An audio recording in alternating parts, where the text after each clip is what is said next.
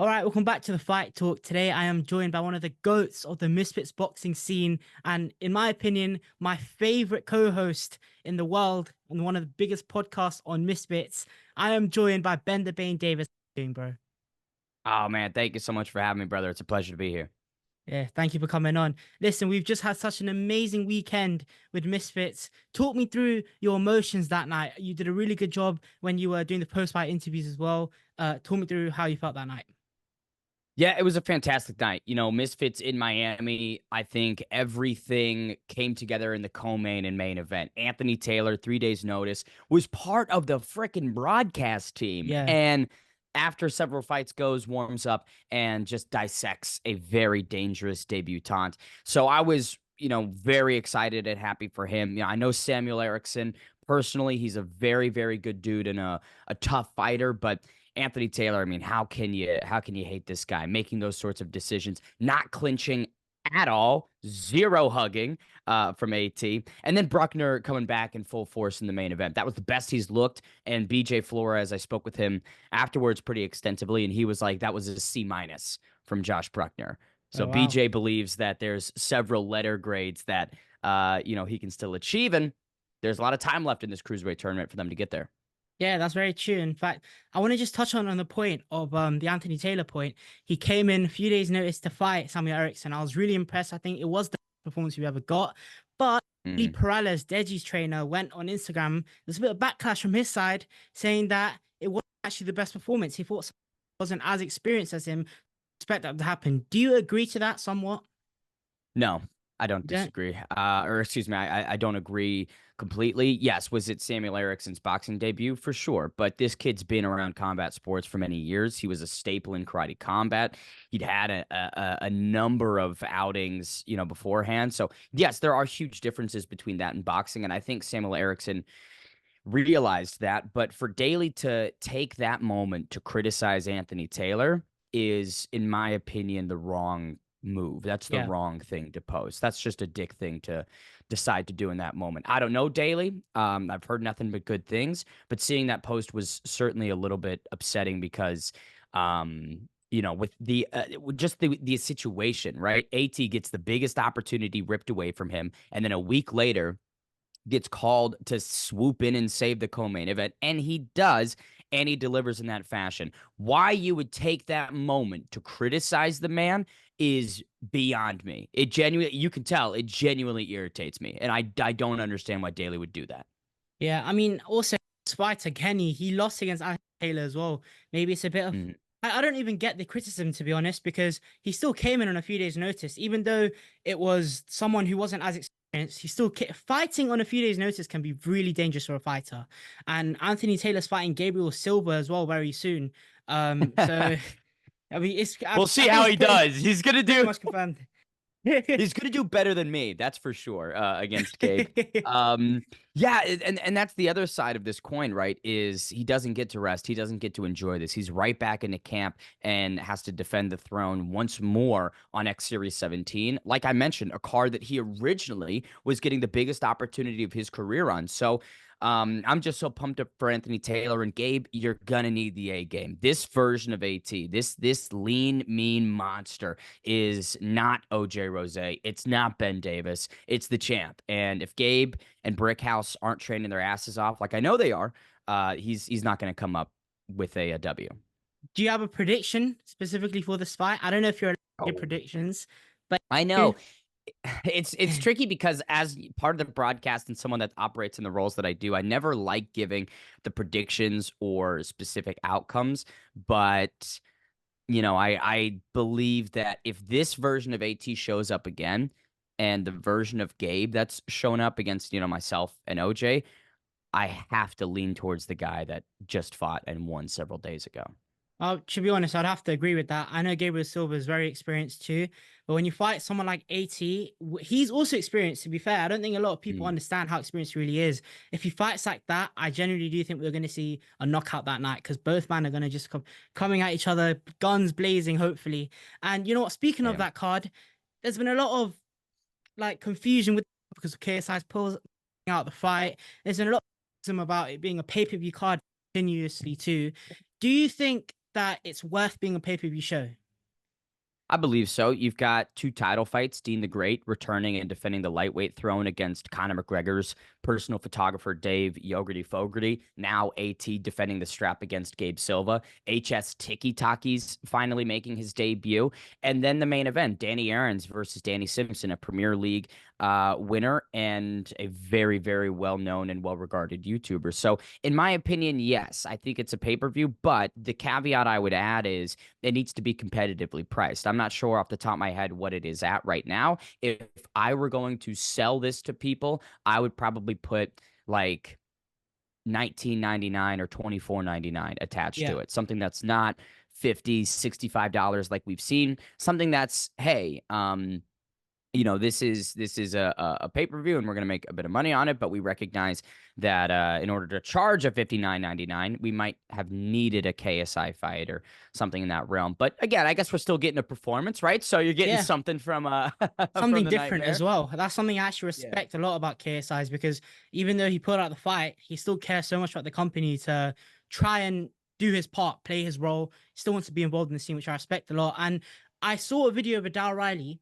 with Leon, and they were Mm. criticizing him. They said that he shouldn't be and charging people to watch the fight. Do you still agree with that? Or do you think that was not a valid point at all? Do I agree with the criticism that it's a pay-per-view from them Yeah, or yeah, because they don't believe that it should be a pay-per-view if you're just gonna like sing the whole night. That's what they said.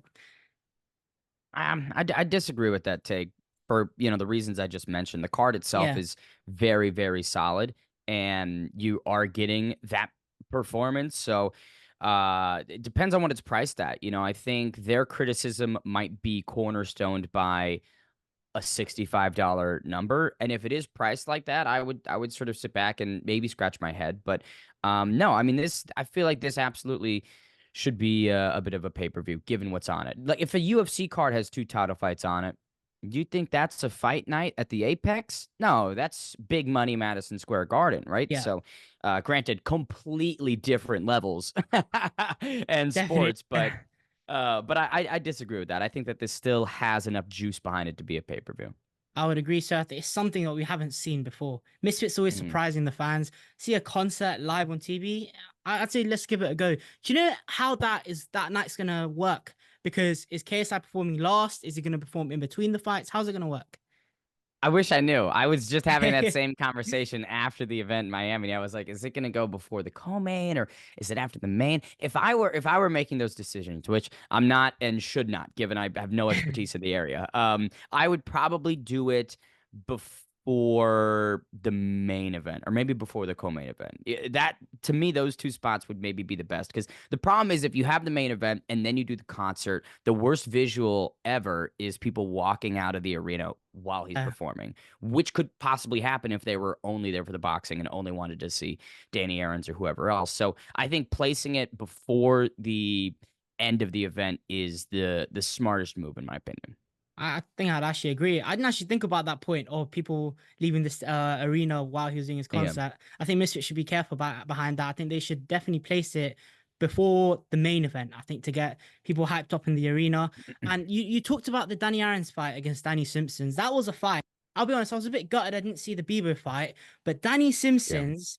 That was crazy because for someone who watches football, I saw Danny Simpsons won the Premier League, and to see Wow. them it's quite amazing what's going to happen because allegedly Danny Simpsons has boxing training from what I've heard from Aaron's himself. How would this fight play out? Because we haven't seen too much of both of them. Yeah, I have no idea. Listen, Danny's a dog. Danny Aaron's is a tough motherfucker. And anytime you get an opponent change, it throws such a massive wrench. And yes, I was deeply interested in the Bevo fight. I felt like there was such good story there. And it was just a unique looking matchup, right? Yeah. But now, now it's a challenge. Now Danny's taking a huge leap. And, this is not going to be, I don't want to say Bevo is easy by any stretch of the imagination, but I have to believe that a Premier League winner is a harder match because he has, like you mentioned, 4 years of boxing experience as well. So, Simpson's a game competitor. He's an athlete, and Danny has, by his own admission, only about 6 months, 7 months of boxing training. So I'm not sure. I just spoke to him yesterday. He said, I'm ready to go and I just want to fight. So he's, locked in, ready. And I'll say this, Dany Aarons there's a lot of people in the scene that are fantastic and really great to meet and chat with. But every interaction I've had with Dany Aarons has been so positive. So nice. He is just a very, very down to earth guy, somebody that it's impossible not to root for. So given the lack of experience boxing wise, I hope he comes in there and puts on a great show. I'd have to agree. I mean, whenever I talk to him, his energy is really positive. He was one of the first Yeah. interviews I did after God knows how long. Really nice guy. And in fact, I saw on his Instagram story today. I don't know if you've seen it. He's got a big black eye now. Yeah. And I was actually gonna ask you. I'm a bit scared about if he's gonna be cleared to fight, only because if you remember what happened with Logan Paul before he fought Dylan Dennis, he got the microphone to his eye. Danny Aaron's eye is even worse now. Ah, Purple, right, man. apples and oranges. Dennis unleashing a microphone the day or two before the fight. Danny Aaron's getting caught a little bit in sparring several weeks out. He'll be fine. That's part of the game. You know what I Yeah. mean? And the fact that he is incurring those types of shots and getting that damage shows me that he's doing things the right way. And he's getting in there with partners that are going to push him, that are going to test him, so that on fight night, he's not out of his depth going, oh my God, this guy's throwing hammers at me. I haven't experienced something like this. I haven't gone hard with another human being. And now I have no options. I've got no game plan. So it tells me that he's doing it right. And yes, he's got the black eye, but I'm sure it'll heal up in a week or two. Hopefully. I mean, the fight's just around the corner, 31st of August. Yeah. In fact, speaking of the whole fight card in general, going to be commentating that night? Good question. I hope so. I've gotten some communication from DAZN Misfits that my role on Fight Night will be different than the role I've had up until this point, but so much changes. There's a number of different variations that we have to go through during fight week. I mean, in Houston, I was originally not going to be one of the presenters on stage. And then right when I get to the venue, they say, oh my gosh, this person's out. We need you to step into that role for the evening as well. So hopefully, I get the chance to be in that booth. I mean, honestly, what I did in Miami was it was a ton, but it was a lot of fun. I got to do, like you mentioned, the in-ring interviews after the fights, the lead presenting on stage, and then color commentary alongside Riley Roundhouse Radio, who's one of my favorite guys to call fights with. So if I can do something like that, I'd be happy. Well, fair enough. And I know you get asked this question quite a bit, but when are you going to make the return? Because I saw in one of your podcast episodes, you wouldn't mind fighting Dave, but then what happened? Tired, but now he's out of retirement. Want to call him out? Maybe. Yeah. I've called him out to his face. You know what I mean? And if that fight is extended to me and there's a contract on the table, for sure. He's a scary guy, dude. Like, the thing with P. Dave is maybe he's not the most technical boxer of all time, or it doesn't possess the biggest ability, but he's stupidly strong. Like, his hands are massive, and that's a dangerous thing to go up against. I should be back October 12th. That should be my next fight. We're still working out the kinks, the details. It's not something I've done before. It's not Misfits. It's not karate combat. It's not jujitsu. So yeah, it's completely different, and I'm excited for it. It's harder than B Dave, I'll tell you that. But I would love to, after that, come back and do another Misfits fight, which I think would be my last. I'm not here to be a competitor or the action. I'm here to call the action and be beside it. So, I'm about ready for the days as a competitor to be done. Would you want to maybe go back to karate combat just before you're about to stop fighting yourself? Because that karate combat fight against Most Wanted, I was actually very surprised about how fun the night was when I was watching it live. I feel like karate combat is really coming to the scene, and I feel like maybe you could be one of the persons bring it up. Do you want to go back? I'd like to. I think with karate combat, it boils down to the contract.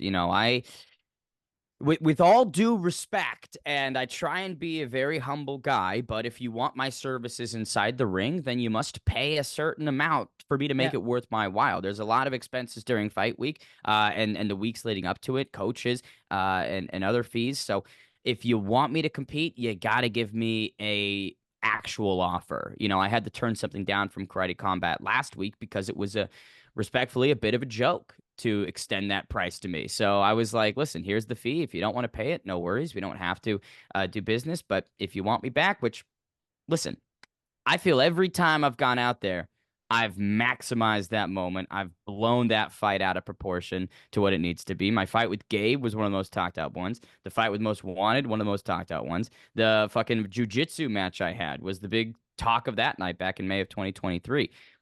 I do my best as a promoter and a marketer, but it's time I get paid for that. Yeah, to be fair, your fighting is quite good as well. Your promoting is good. I love your post fight call outs as well. You had a bit of a funny Yeah. one in your last one against Most Wanted.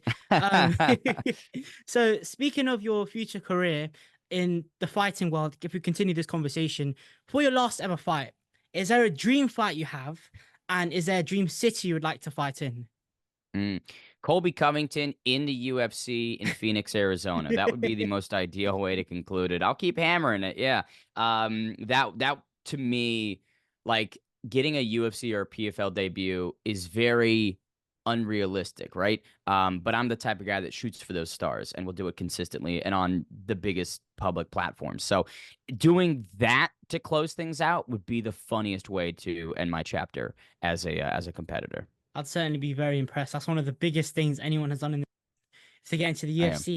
Kobe Covington, pretty I'm not here to mental. do small things, baby. I'm not here to Yeah, do small things. fair enough, mate. Always good to shoot for the stars. Um, After the Misfits event in August 31st, we have September 14th in Newcastle, El Brook versus Savage. Now, one thing about El, she's fighting absolutely fighters, experienced fighters. We saw she fought Paige Van Zant now against Jenny Savage, who is a BKFC fighter. What do you make of the fight? That's a good one, man. You know, I commentated Jenny Savage's most recent fight over at Creator Fight League, and she is a beast. You know, she's a like you mentioned, BKFC veteran, has been boxing for I think 10 years, something in Oh, that wow. realm, something crazy. So she has all the experience necessary, a great promoter, a great talker. It's going to be a very fun week for sure. I just believe Elle's different. I think Elle Brook is she's evolved so much, and she is a big girl. You know what I mean? For that division, she has got some serious muscles. So, you know, Jenny Savage has speed and quickness, but I, I gotta, you know, in terms of early predictions, lean towards the champ, right? You don't knock down Paige Van Zant Yeah. and then have people thinking you're gonna lose the belt to a debutante who, you know, hasn't been in Misfits before, right? So it's gonna be a fun one. I'll be completely honest. When I was watching Elbert West Page Van Zant, I was shocked when I saw the knockdown. Honestly, I was very shocked because there's a lot of people who feel like fighters or just fighters who are finished in general, they're gonna beat these influencers. But I feel like these influencers are really giving them a run for their money, and we've seen it. Elbrook is living proof of that. So after El fights Jenny Savage, what do you think should be next for her? Do you think she should fight Julie Poker again, maybe? I think that's too high in terms of weight. When you watch their first fight, Yeah, you could see that the physical differences were just a little bit too much. And hey, that's why we have weight classes, right? That's why these things exist, gang. I'd love to see the Paige Van Zant rematch. I don't know what yeah. needs to occur for it to manifest. I'm gonna assume a shit ton of money for Paige to get back in there, but I think that would make a lot of sense. Maybe something similar to Paige, a former UFC fighter following Jenny. If Elle wins, to me that would make sense because it keeps building, right? That's kind of like the Jake Paul strategy of building as a boxer and a competitor is taking those types of challenges and fighters. So if I'm Elle Brook, that's where I'd probably set my sights after this. Yeah, well, fair enough. And you know what? Speaking of Jake Paul, he's fighting Mike Tyson very, very soon. To be honest, I've said what I have to feel about this in my previous videos. I'll say it again. I'm not a big fan of this fight. I feel like it shouldn't be happening because of Mike Tyson's age, health issues. What do you agree with me in that sense? I think everyone that defends this fight should never talk about boxing again. I think the people that sanction this fight should have their licenses nuked and thrown into the fire. This is the dumbest fight I've seen made in years. Years. It is completely diabolical that they're allowing this 58-year-old man who has health issues, who has not competed as a pro since 2005, to get in there with a lion like Jake Paul. Make no mistake, this kid's great. You know, he's a very competent boxer. He's dedicated for the last 8 years to this, and he's fucking massive, Yeah. right? Like to me, there is no justification for this fight being made. And I already understand. Like, here's the thing: I can have that perspective, and I can understand why these idiots are making this fight because there's such a huge general population that doesn't know where Mike Tyson is at in his life. They just remember the aura. They just remember the youngest heavyweight champion ever, the guy who was murdering people inside of the ring. That's the Mike Tyson they remember, and they just think that he's being thought out for this fight, that he's been encased in some ice and he's still that guy. Not the case at all, right? So that's why they're doing this, is because on Netflix, you have all those millions of idiots that just don't know. And when Jake Paul knocks him out viciously in a round, they're going to be like, oh my God, Jake is some world beater and some legend slayer, which is not the case at all. In fact, the Mike Perry fight was significantly more impressive to me than this monstrosity with Mike Tyson. Now it's a huge step backwards. But that's my quick thoughts on it. I completely agree. I think Mike Tyson's too old. I think if you get prime Mike Tyson versus Jake Paul, everyone would probably think this is the stupidest fight to make if you got the prime Mike Tyson. But because we flipped it to Jake Paul being prime, Yeah. everyone's like, okay. And a lot of the fans that I know of this space, a lot, and this is going to be entertaining, disagree completely. Seeing Jake Paul up one of the best fighters ever to lace up the gloves, I think is completely disrespectful. And to be honest, even after he fights Mike Tyson, I think it's a lose-lose. He can win the fight, Hmm. but the backlash is going to be crazy. And he can lose the fight, and still the backlash will still be crazy. So I don't know what Jake is doing here. Let's go on to Jake Paul versus KSI. And you're probably sick of talking this topic because I haven't seen any progression. We keep back and forth between Nikisa and Mams Taylor, and I feel like Jake Paul might be the one who's ducking. I've because of what I've heard based on that, I think is ducking. Do you think we're ever gonna get that fight? Because I think Jake Paul is trying to get KSI to be older and older and older. If you think about it, he's gonna wait a couple more years until KSI's around 35, then fight him. I think that's gonna happen. What do you think? I don't think it's going to happen.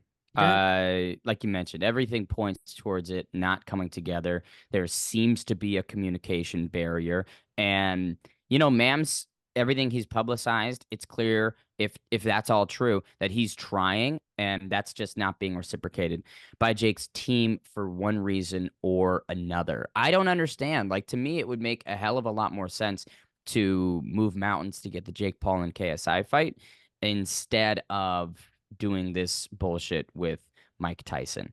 Um, it just I don't understand it, and yeah, I'm beyond tired of talking about it. So in short, it's not going to happen. And if it does, great. But man, let's fucking focus on other shit.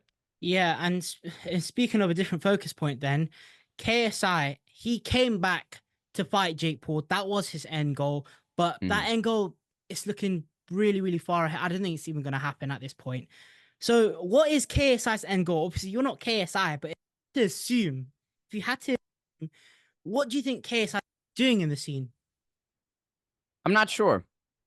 Candidly, I am not sure. And yes, I'm not KSI, and him and I have a good relationship, and I wish him the best and a great recovery, but I'm not super, super close with him like that.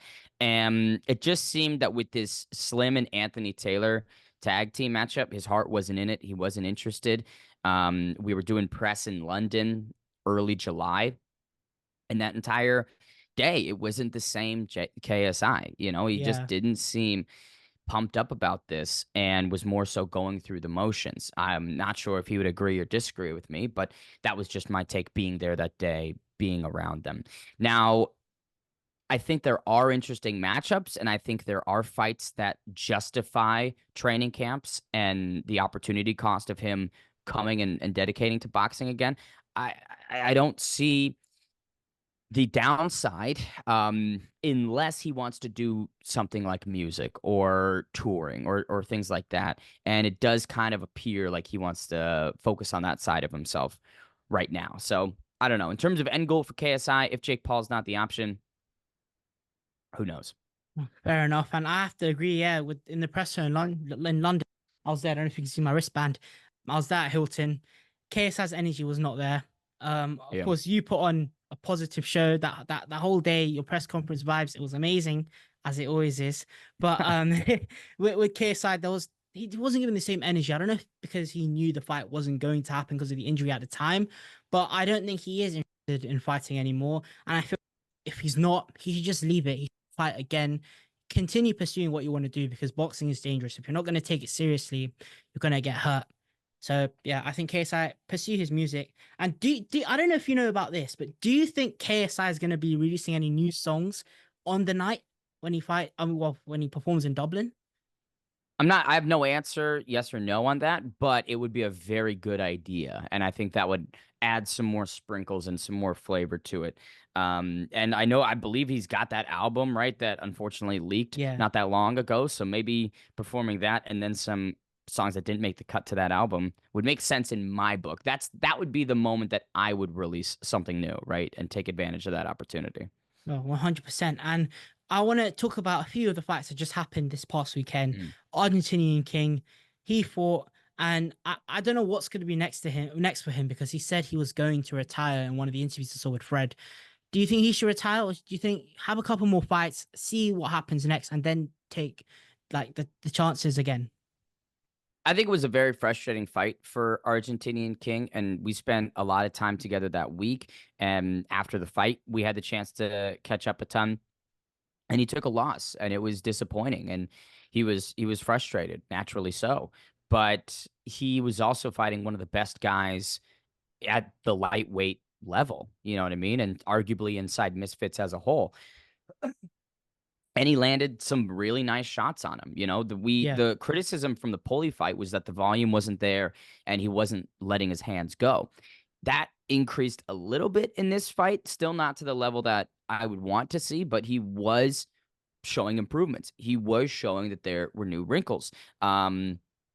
And I think the bigger thing about Argentinian King is he's kind of what the scene needs. We always complain about people that don't promote, that don't take big swings. He is doing that, bringing his hype man and having him introduce him at the weigh-ins and on fight night, being as much of an antagonist as he is. Argentinian King is a wonderful, wonderful human being. Facundo is a great guy, but the King is a beautiful heel. He plays that role excellently, and I think if he retires, the scene will be worse for it. There's a couple of fights that I believe should absolutely be made for him in the future, and I hope we see him soon. I mean, I could imagine that the October November cards he winds up on against somebody that also lost in the interim lightweight tournament. But there's a lot that he needs to figure out and really mull over. But for me personally, as a friend of his and a fan of the Argentinian King character, I would hate to see him retired this early. I'd have to agree. He's only had two fights and misses. I think give it a few more fights and see what happens. I think he can do in this scene. And you know what? You said you had a few examples of some fights you'd like to see him in. Can you give some examples? Sure, yeah. I think Argentinian King, and if you put him with like Lil Cray Cray or Ace Musa down the line. I know Cray Cray is obviously still progressing. Ace is no longer. That could be fun. I know people wanted Tasmanian Devil inside of the interim lightweight tournament. Maybe King versus the Devil. That could be a cool build up. Waleed Sharks is out of the tournament due to injury, so he has to come back against somebody. There was one fight that I really thought made a lot of sense that I can't remember at the top of my head. But there's fights for him. You know what I mean? Yeah. And if he had 5 fights in Misfits and lost 3 of them, won 2 of them, and was like, I think I want to step away, I'd go, that's your decision, and I respect your decision, and we've gone through the process. But like you mentioned, 2 fights in, it's too early to call it cuts.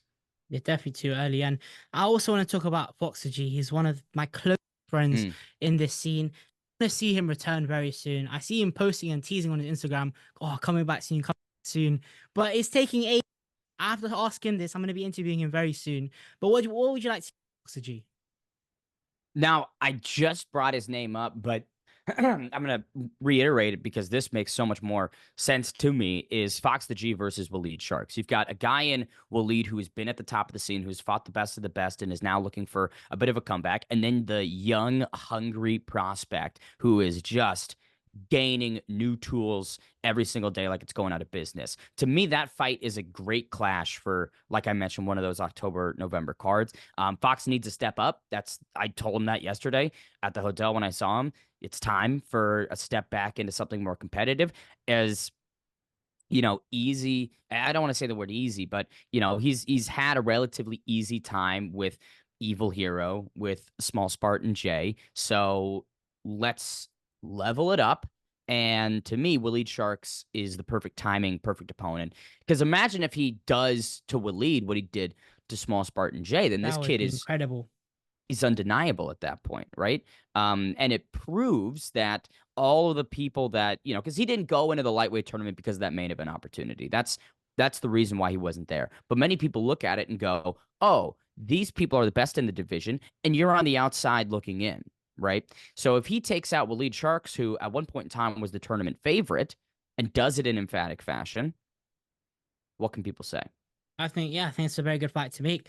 I would argue though, I think before that fight, I'd love to see Fox versus Joey Knight. I think that's a fight I that can be good in the future. Timing wise doesn't work out. Timing wise doesn't work out. Joey Knight has to fight Lil Cray Cray in probably a month or two. And, It's the tournament. depending on the result, he's in the finals, and then that's going to take more time. I want Fox the G yesterday in a Misfits ring. I don't want to wait until, January or February when the Yeah. tournament's done. You know what I mean? So, yeah, it's good fight in theory. Timing wise, just wouldn't work out though. Well, that's valid to be fair. I want to see Fox fight immediately. If it's against a good opponent, of course. I think Fox versus Waleed Sharks. You put the nail on the hammer there. That's amazing. Uh, but yeah, man, you're gonna be doing more stuff with Misfits when it comes to the. Can you talk through what's next for you on the channel with very Yeah. very soon? I mean, more content, that's what BL and I really just want to focus on, is bringing the fans as much different content as possible.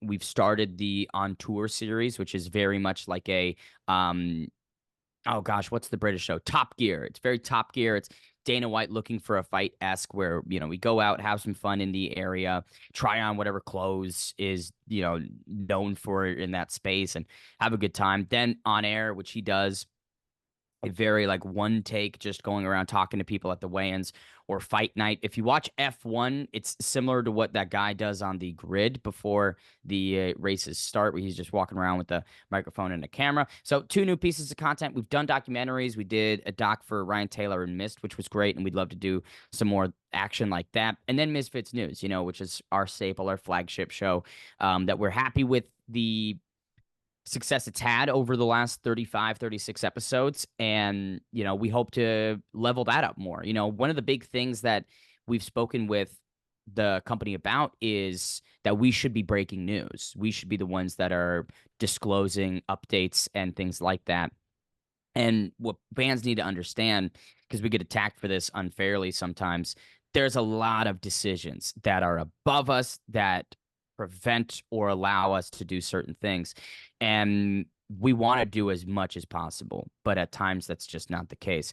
But yeah, hopefully, and the other thing is, like, because we film several days in advance. That's the biggest thorn in our side with Misfits Yeah. News, is we'll film Tuesday, it comes out Thursday. Wednesday, some shit could go down, and we're sitting here texting each other like, well, that's really unfortunate.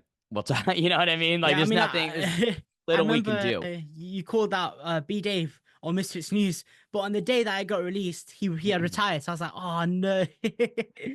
It's just, that's the nature of these things, right? But rest assured, we're doing everything we can to make sure that Misfits News is as entertaining, as up to date, as informative, and all the other content that we do is worth your watch, right? We want to make it worth your time as much as we can. So yeah, but we'll see. I mean, with Misfits, there's so much that we've got cooking that you're gonna need an empty stomach to eat it. You know what I'm saying?